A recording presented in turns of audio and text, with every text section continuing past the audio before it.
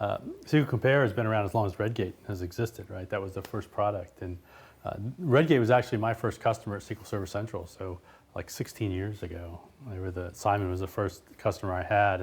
And so we started talking about that. Now, I do run SQL Server Central. I founded that site years ago, and it's been my full-time job for a while. I'm also an evangelist with Redgate software, so I get to do this and go around to different places and talk at events. But I've spent over 26 years working with SQL Server as a DBA, developer, manager, various companies, big, small, different industries through my career. So I've had a lot of different experience, and I was never a big Compare user early on. You know, I was kind of the anal DBA developer, so I kept track of things. But as they advertised and as I saw various different environments, I found it's valuable, right? It saves me time. Exactly. So it's a great product. And I'm also an MVP for the last 10 years, and you're an MVP as well? Yes, so, that's right. Let me let you introduce yourself. Yeah, I can introduce myself. My name is Tugberk. I am the technical lead on the SQL Compare team. I have been at Redgate for 3 years, but I have been on the SQL Compare team for last 5 months or so. It has been an amazing journey so far. As you said, SQL Compare is the first baby of Redgate. So, and our users are loving the tool. It's amazing to see whenever we put the feature out there, users are using it. I am also a Microsoft MVP, as Steve mentioned, but my competency is on ASP.NET, Visual Studio Development Technologies. So we are the group that annoys Steve. Yeah, he's a developer guy. Yeah, I like to run scripts, on production directly. So we don't give him access to any of those things. But you blog and speak as well, and you travel around and get to go to some of the conferences, but more the developer stuff. Right? Yes, definitely. So I try to enjoy that as well. It's a good way to meet other professionals. So I try to share my knowledge. So yeah. That's me. All right. So we want to talk a little bit about Compare 13, which just came out. You've only been working on it for a short period of time, right? That's right. So only for 5 months. Only 5 months, but it's much better now, right? You've done a lot of work to dramatically improve the feature set, and it's. That's right. Yeah, I put my magic hands on the product, so it's going to be a lot better. So SQL Compare 13 with Magic, we want to talk about that, and then 2017 support, and then we've got an impact of database deployment. This is kind of a neat new feature added in Compare that I think you'll really like. So in SQL Compare 13, we were really looking at SQL Server 2017, right? We're trying to catch up there. We added graph support, right? You've done a little bit of graph work, right? Something with the Compare and looking at graph tables. You like graph tables? You're a developer, of course you do, right? Yeah, I'm a huge fan of graph tables. I use other database technologies before on graph. It's really great suited, a problem solver on particular problems. So yeah, I like them. And we've added full support, right? So we cover pretty much everything you can do right now with 2017 graph. That's right. Yeah. So Compare supports the SQL Graph feature fully. You get, even Data Compare supports it to a certain extent. Okay. So we'll see that, and then we had temporal support in SQL Compare 12, but we've added some new things, right? That's right. Yeah. So we watch for customer feedback, listen to our customers and users. And we heard that the temporal table support was not the best support out there, so we polished it a little bit and added also history retention policies on top of that. Okay.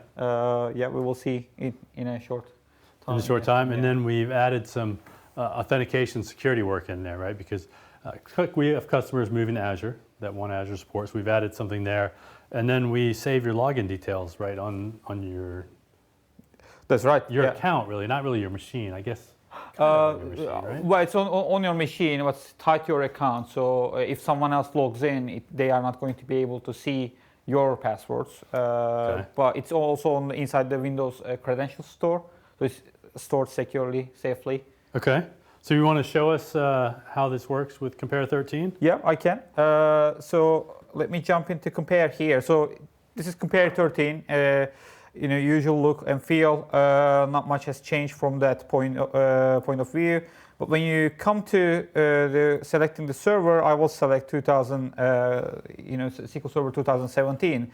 When I do that, you will see that my credentials are already populated. So those are because these are populated because I have previously saved them by clicking the Remember Credentials checkbox here. And I know you're using SA. You're not supposed to do that, right? Sorry? You're not supposed to use SA. Did you know that? Oh, okay, yeah. But yeah, as I said, I'm a developer, so I like to, be Live the bad boy. dangerously, Yeah, right? live dangerously. And I'm also young, so that part as well. Wow, I think you just called me old again.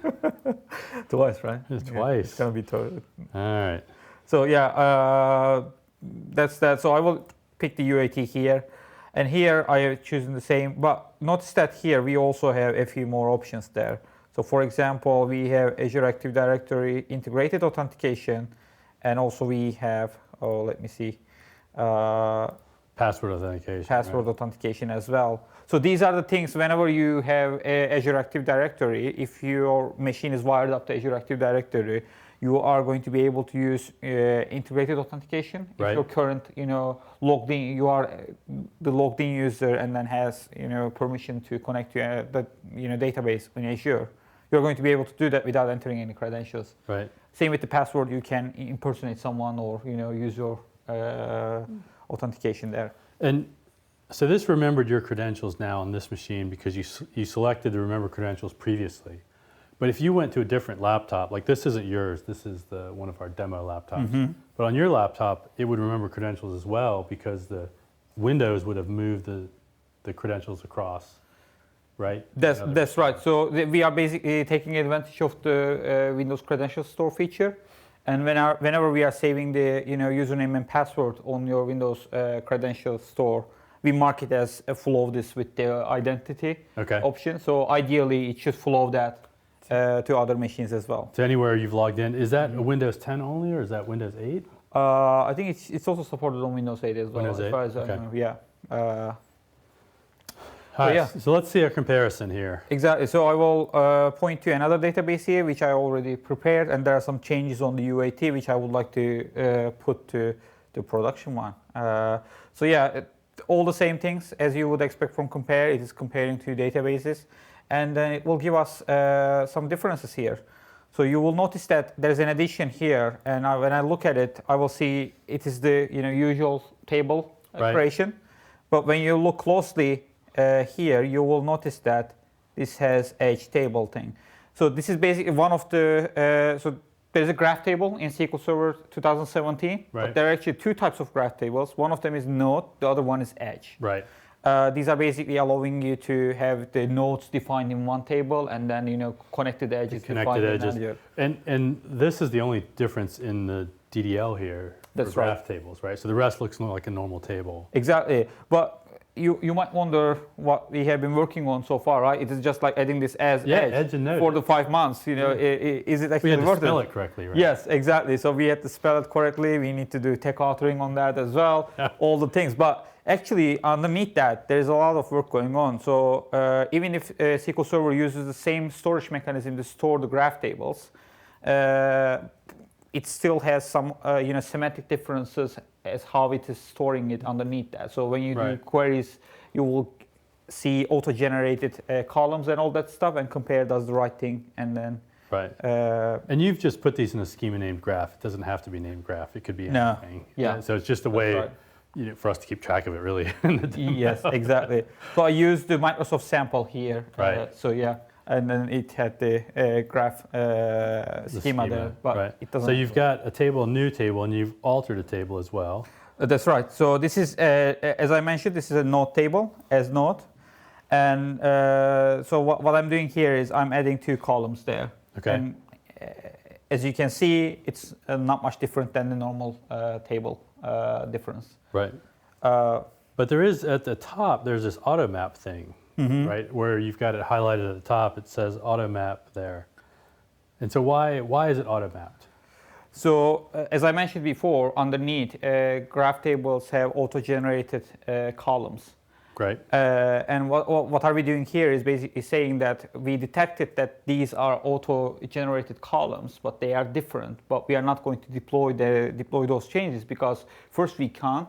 Second, that it doesn't really make sense to you Right. to have that. So there is also a special syntax to be able to use these IDs. So you don't need to remember the column names as well. Right. So you can use underscore note dash Or dollar. dollar sign note underscore ID, Right. and the same as dollar sign graph underscore ID Yeah. to be able to use those. So those are hidden columns that SQL adds to the graph table. We don't have to worry about. We don't have to deploy. We don't have to put them in a DDL, anything. That's They're right. just there. That's right. And we're just letting you know and compare that the IDs are different, right? It doesn't really matter to us at all, right? That's right. Yeah. And then there's another change. We've got the warehouse schema. We've got the colors table. Yes. So here, this is a temporal table. Right, system version, temporal table. Exactly. This is actually a normal table, but it says like I have a system version temporal table, and then this is the name of the temporal table. Right. This is going to store the archive of the data. But what I'm doing on the UAT here is I'm adding a retention policy here saying that this is 9 months. So I'm putting that retention period there. And Compare does the right thing, and it shows you the difference here. Right. And so this actually is an interesting feature because SQL Server will delete data out of the history table. Right now, if we change data, it copies the old data to that history table so that we always have kind of an audit record of what's happened. But this allows us to remove data. So you had to add that support, but we also have to warn people, right? Because potentially now, once we deploy this, we won't have all the history in production. That's correct. So it's currently saying here 9 months. Yeah, If 9 I months. go there, for example, let me see. Yeah. Yeah, 9 months. 9 months. So assuming that you have data more than 9 months that you have been storing there, and assuming that you have a retention policy enabled on your data at your database level on the server, Right. it will get triggered immediately. So because of that, we warn you on the deployment step. Right. And I like that we have 9 months now. We don't have to remember doing math, right? Like Yeah. have to do Unix 27,000 days or something. Or Unix timestamp. Yeah, Unix timestamp, something like that. Microsoft's gotten better at giving us some of those options. So we've certainly, where are we at? I think I missed the wrong one. We did those, but we had this summary view, which we added in 12, correct? This was there when you came to the product, this existed. Yep, 12.4, we 12.4. shipped it to default channel. But we've had to alter this and add things as we've added support for the temporal and other things as well. So we've improved this, and I like this view because it makes it easy to see what's going on. Definitely. Right? Like it's kind of a nicer thing. So here we have the code, which you and I don't have a problem with. Right? We're used to looking at code; it's not a big deal. But sometimes this code could be long, right? Yeah. In case of tables with multiple indexes or properties or things like that. This could be probably dozens of lines, not hundreds of lines, though I guess it could be hundreds of lines, right? So we have a summary view, and what is that going to show us, or what does that look like here? So here, as you say, this is code. We can see it, what's going to happen. But when you go to the summary view, you get a little bit of better semantic difference there. It tells you the history retention period was infinite. It's still In the infinite target, on the right? target database, but in your source database, it is 9 months. So it's basically showing you the difference there and then what's being changed. I think it's in human English, I would say here. It's a nice high-level view, right? Yes, exactly. And so if we look at some of the other tables, then we see a similar thing, right, where we see either changes or additions or removals, right? That's right. So for example, if we jump to the graph table, where we were adding 2 columns there, you are seeing that 2 columns are being added here. As you said, I mean, you can understand it from the SQL view as well. Right. But as your changes get larger and larger, it gets hard to understand what's happening there. So you can just get that view and then have a look at it. And it's not like you would choose this all the time. It's just like using the right tool for the right job mentality. So whenever you are struggling to understand, maybe jumping here will give you a better view, and then you will be able to understand the impact of the changes. Yeah. So, sometimes for me, it's that I'm just busy, and rather than looking through the code and having to actually spend time thinking about it, I can flip to the summary view and I just kind of get a quick glance. Is this what I expect to be happening in this code, right? Am I expecting to add a column or drop a column or remove an index or whatever I'm doing? This just lets me look at it without having to kind of spend cycles looking at that code. So I think it's really handy, and I'm glad it's enhanced. And then we've added this improved ordering of columns, which I think is really neat. Yes. Like at first, I wasn't sure why we did this because I never ran into this in most of my career. Yeah. Like, we're always really careful that our target systems, our production systems, were synced with development pretty well. But I've actually run into plenty of customers where they have some production system that they can't change really, but they want it different in development because it's easier for developers. And so in this image, you can see there's spaces in the middle of that table code. I know it's a little hard, but we'll zoom in a second. And what we've done is we kind of try to remove those spaces and order things that make sense, right? And you've got an example of that here in our project.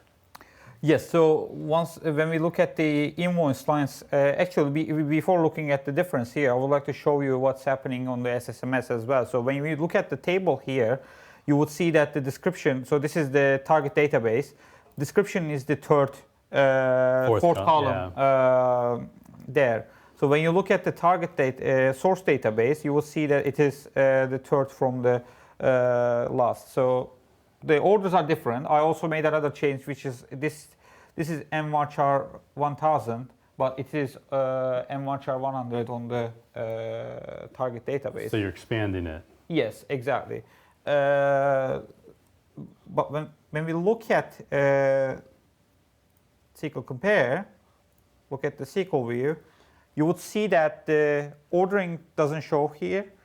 And what we are basically doing is basically showing you what's actually being changed, because in Compare there is another option called force column order. Right. So if you don't specify that, what you are basically telling Compare is that I don't really care what the order of the columns are, just do the right thing. And previously what we were doing, even with this case, is basically we were showing you that a column is being dropped and then a column is being added. Right. Whereas it's basically what's happening there is we are not rebuilding the table, we are just changing the type here. And you know column order doesn't matter, right? Yeah, sometimes matters, sometimes doesn't. It depends how you are querying the database. It never matters. Is it? Yeah. Yeah, we can always reorder the query to use the select star, so it bothers you. Yeah. But good developers put the columns in the order they want. Oh yeah, definitely. Right? So yeah. we don't need that star. But here Compare is trying to make it really easy for you to just see what's really happening here by kind of moving the DDL around to where it makes sense.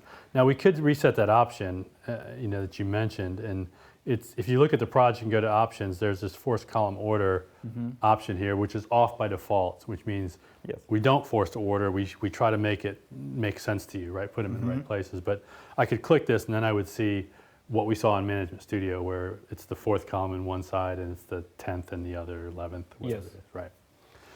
So I think it's a kind of a small thing, but it's one of those items. Again, we're trying to make it easy for developers to use the system and just work along. So what else have we done? We've built some new reports.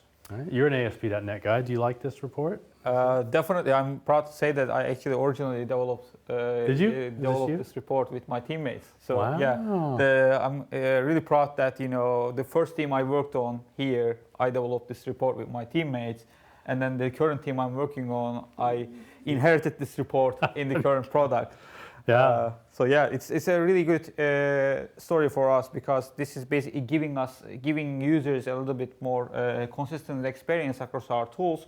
Right. So if you are using ReadyRoll or DLM automation today, you already experienced this format of the HTML report. Right. Now Compare has it as well. Yep. And you can see in the slide the old version, which was not very good looking. Right? Looks like something I would build, actually. That's right. But you can generate this and Compare, right? And you can show us how you build that? Sure.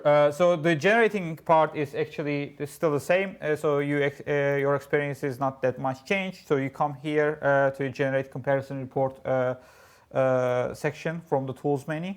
And then you choose the interactive HTML there. Right. Previously, we had simple HTML report here as well, but we removed that distinction because this report basically serves for the both purposes. So what does interactive mean? There's JavaScript in there or something? Yes, previously we separated the differences here, saying that this report is basically a pure text rather than having like interactive JavaScript in it. Okay. But in modern world with the modern browsers, it's so rare that you don't have JavaScript enabled. Right.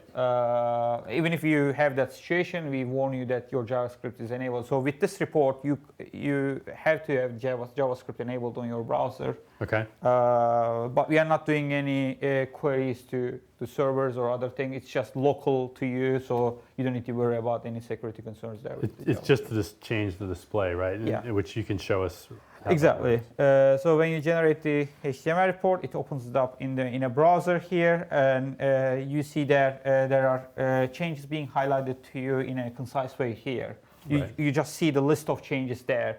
But if you would like to drill down to the details, you can do that by looking at, for example, here, I'm looking at the colors table, and I can see the difference here. And you might notice here that we have also changed the way that we are showing the differences. Right. This is not a side-by-side view anymore. It's a unified, It's a version control kind of view, right? This is Git or TFS or other places show you kind of, when you're looking at there, it kind of shows you what were the plus minus changes.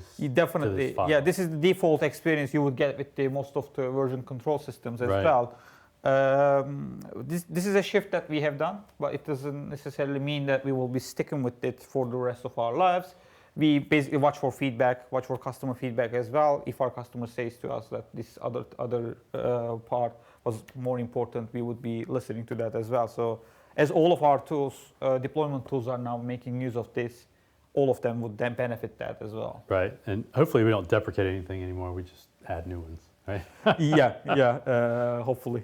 Now, I think this is a great report because often what I've found in the past is that developers will make a bunch of changes and then send them on. Mm-hmm. It's not necessarily application developers, database developers as well. And then we go to deploy it and we realize we haven't really included everything we needed, right? We forgot about something because unlike this 30-minute demo, I'm working across 10 changes across 2 weeks and I just can't remember. But this is a great way to just see, do I have all the things that I think I need here, right? I have this summary of what's changed. And there's one thing I noticed here. You've got this created 2 minutes ago at the top. Is that calculating out that value? Yeah, so it's interactively, calculating the time span there. And when you hover over it, you will actually see the actual date. So that's the report generation time. And then the JavaScript will actually just recalculate that every time you open this report. So that's right. If we went back to this with an auditor that was trying to determine when we deployed something or did something, we would see this was a week ago, a month ago, whatever it was, right? That's right. Yep. Okay. And it's not Unix timestamp, it's some human readable thing? I mean, hopefully to you it should be human readable. Behind the scenes, it's using UTC times. Well, it just changed to 3 minutes, so it's actually updating yes, exactly. on its own, which is kind of cool. Mm-hmm. All right. So where are we now? So Compare has really got support for everything in 2017, I think. There wasn't a lot of stuff that was new on the T-SQL side. Yeah, from that side, there was not much. And as you know, SQL Server 2017 also supports Linux. Right. You can run it on Linux, but as you might expect, you can use Compare to connect to a Linux server as well. Now, we don't have a Linux version of Compare. It's Windows only. Yes. But we don't care where the instances are, the databases, right? They can be Windows or Linux or whatever. Definitely, yeah. Yeah, so we don't care. The great thing, too, that Compare underlies many of our products. It's kind of like the foundation. So Ready Roll and Source Control and DLMA, all those things use the Compare engine. So every time you make a change, it just feeds to all those products as well. That's right, yeah. So all of our teams are using Compare underneath engine. Right. So whenever we add a new feature, they get the experience that without actually doing much work. So it allows us that continuous delivery pipeline to our customers as well. All right. So all those products have that 2017 support, and then Prompt and Search and the other products. Those teams have spent a lot of effort the last few months to make sure they're 2017 compliant. So I think really all of our products are 2017 compliant right now. At least I hope so. If not, you guys better fix it tomorrow. Right? Yes. If they're not, they're going quickly because most of our products are actually releasing every 2 weeks. Most of our products have 2 channels, so there's usually a fast channel and then a general channel for everybody. And many of our products release every 2 weeks, but Compare is different, right? You're every week. Yeah, Compare releases every week to 2 different channels. One of them is called Frequent Updates channel, but it's basically like gets the features a little bit earlier than the other channel. Right. Then how often do you go to the general channel then? We basically upgrade the previous frequent updates to default once a week. Once a week. Yeah. So you're rolling both those through every week. Exactly. Yeah. So that's different. Some of our products release like once a quarter, and so there's frequent updates every 2 weeks, and then that 12 changes or whatever, 12 releases gets rolled into one that everybody sees. But in Compare, you can decide how you want to do this. If you go to the Help menu, there's this Configure Frequent Updates item. And if you click that, you get this little dialog. And by default, this is off. So it's unchecked. If I check this, then every week I would get the update that is just being released. Yeah. But by default, what I do is I see what was released a week ago or 2 weeks ago to customers that they've said it works. And you've then changed it over to the general channel. Yes. So anybody that wants to can configure frequent releases, and I think almost all of our products have this option in them, so you can pick how often you want to update. Exactly. Yeah. We also try to make the experience a little bit better, so we show it inside the product to, whenever there is an update available, and you can install the update. Right. There's a banner across the top that appears that says there's an update. Every products have that now. Yeah. And then we have started to integrate with deployments as well, right? So this was in, I think, DLMA first and then ReadyRoll, but now it's in Compare, where SQL Monitor knows when we've done a deployment, right? Yeah, SQL Monitor team did an amazing job of basically getting every deployment tool aligning with, how to integrate with SQL Monitor as well. So whenever we do a deployment, SQL Monitor detects that by default and then shows it inside the timeline, as you can see here. Yeah, which is really cool. As a matter of fact, I don't think do we have it up here? No, these are so let me go to, if I go to monitor.redgate.com, maybe that's it as well. This is a live site where we're actually pulling data from real servers here at Redgate. And so this SQL Server Central and SimpleTalk, these are actually the live database instances in databases we're pulling the data on a very short delay. Robert assures me it's like 8 milliseconds. So you know exactly if the site slows down, you can come see why. You can look at and complain. And one of the things, if we look over here on the screen, we've got some deployments. So there's a DLMA deployment here, right? With the little, that's the DLMA icon, right? That went off. But you and I were looking at this earlier, and we actually did a Compare deployment to the SQL Server Central database. Don't worry, Rob, we didn't break anything. It was kind of an additive change. Nobody would notice. And none of the lines went crazy. So that's always good. But if I back out and hover over this real quick, we actually see that we tell you what happened. So the SQL Compare deployed it to this database, which is named SQL Server Central at this time. So these annotations come into Monitor for free because really Compare has done all the work to ensure that they come through, right? Yeah, actually, it's the Monitor that's doing all the work to picking that up. What we actually do is inside the deployment script, we add at the end of the transaction, we add, write this to the SQL Server log, right? And then SQL Monitor picks it up from there. Yeah. So we're logging all deployments. So if you're using our tools, you can see when deployments took place and then when anything changes, or maybe ideally, right, nothing changes like this, right? Most of my deployments, we hope nothing changes, and we just keep going. So you should definitely check out SQL Monitor and SQL Compare if you want. If you want to learn more at the Redgate Hub, redgate.com/hub, we've got product learning where we have articles on different things that we solve. Have you written any of these articles? Not yet, unfortunately. No? I'm a little bit lazy on that. Yeah. That's But probably 2018 goal? possible, yeah. So can we tell his manager? Can we put that on the list that Tugberk's going to write some articles? Okay. But I've written a few, but there's plenty of articles that show how to solve specific issues with Compare using some of the new features or old features or different things. Yes. We've also got product forums out at the hub, so you can ask questions and let us know what's going on. And then please, on user voice, we take suggestions, right, enhancements, and if you've got ideas, then you should put something out there and let us know. Right? That's right. Yeah, we try to be very active on user voice. So definitely, put your suggestions there. This is the way that we basically build our products. Is basically we would like to be, customer centric rather than putting the features that we like. We would like to help the customers. So definitely, put your votes there. So go out to user voice and vote.